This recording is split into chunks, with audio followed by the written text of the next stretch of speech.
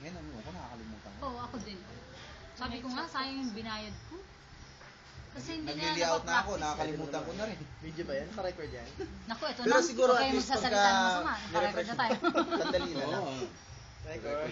Kailangan mo lang talaga mabusisi ka eh. Ano na nga yung binabanggit ninyo kanina tungkol kay Miss Carol?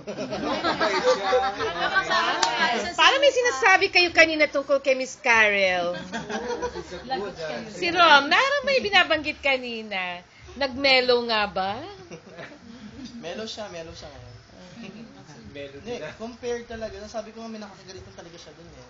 Talagang kagalit, ano talaga, na kung ikaw yun, ma-offend ka. Ako nga, pag Pero na-appreciate mo naman yun, di ba? Yes. Na-appreciate. O, sip-sip!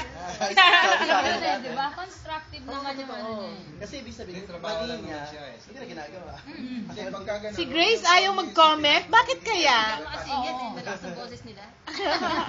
Magandang Ayan na. Naalala ko yan ha. Kukunan daw kami.